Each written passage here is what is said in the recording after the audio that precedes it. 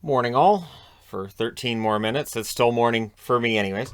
And news of the day here in between the first and second period between Pittsburgh and Dallas. Evander Kane is on unconditional waivers. They're terminating his contract. So there had been talk about whether or not they might be able to make a trade, retain some money.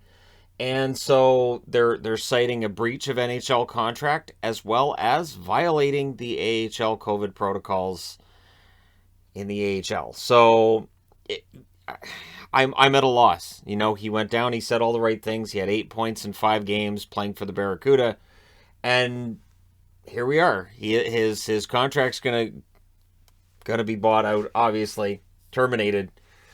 It was supposed to run till what 2025. So that's gone. I don't know. I don't know what happens for Kane from here. Does anybody take a chance on him? I don't think that'll be in the National Hockey League. It's possible that he ends up playing over in the KHL or one of the European leagues might take a flyer on him. But yeah, for Evander Kane, that might just be it. One of the most bizarre potential endings to a career that I've ever seen. A guy who we know can score goals. We know he's a good player, but he's found himself, in a tough spot. The odd part too is that he's been saying that there's no kind of a rift between himself and the organization, but they're buying him out. So clearly there's a rift there, and they're probably quite irritated with what's gone on. Because at this point, you don't want to risk your team getting shut down and all of that, and we're already seeing that happen. The WHL has just suspended the play of 15 teams in the Western Hockey League. So yeah, I don't know what else to say about it. The Sharks have said they won't have any further comment. I would think he clears the unconditional waivers. Nobody's taken that contract, especially with all the other baggage that's there. So does anybody sign him for league minimum after this is done? Does anybody pick him up at all? So we'll see what happens. Speaking of teams that may be on the verge of losing games now, the Edmonton Oilers, who've already had postponements, right? All the Canadian teams have. Well, now they've had 5 players added to the list today and 6 support staff, which, when it's 11 people in one day, usually means things are going to get shut down for a bit. So we'll see if that happens with the Oilers. But at this point, that's what we know. And of course, other players have gone in for them as well. So we'll see.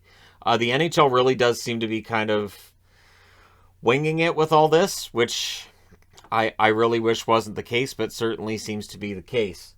Minnesota news. Kaprizov not playing tonight. That's all we know. They're not telling us much about his injury. Of course, Department of Player Safety, not a word out of them yesterday. So the hit that sends Kaprizov onto the injured list, nothing said there. Brodin is out for at least a week. Dean Evison, I think he might be my favorite coach right now just for being very much. He looks like Creed Bratton, and the way the way that his quotes are put out there, I'm like, yeah, Creed would say that. It's like, what, long term? I don't know. He's out for a week. I don't know.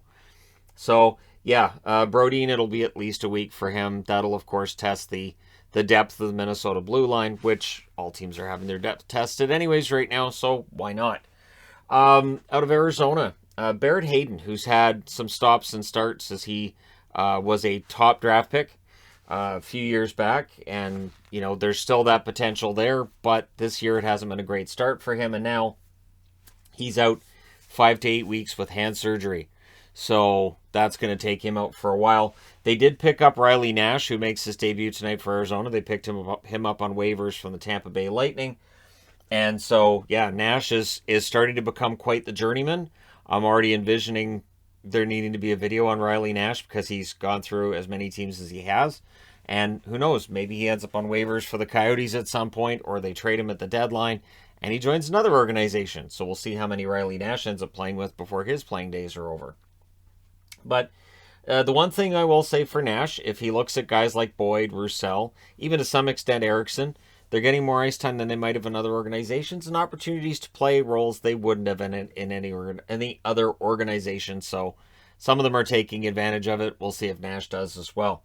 Elvis news, he's seen as improving in his condition. He's still day to day, but it is an improving situation. So That's a good thing for Columbus. Although, I mean, if you can get Tarasov into another game, I think that might be kind of fun to see what you've got there in Columbus. Because Korpisalo's numbers have been not optimal. So we'll see what happens with Columbus if Merzlikins is just day-to-day. There's no rush on anything. But, of course, you've got a situation in Columbus where they may not fully trust Korpisalo. You've got Koskinen not fully trusted in Edmonton. A trade which was suggested in the offseason that was out there. Maybe it makes more sense now than it did then. But, we'll see what happens there. So let me know your thoughts in the comment section below as always. Don't forget to hit like and subscribe if you're browsing right through. You just happened upon this video. Thank you guys so much for watching, for all your support. I will talk to you again soon.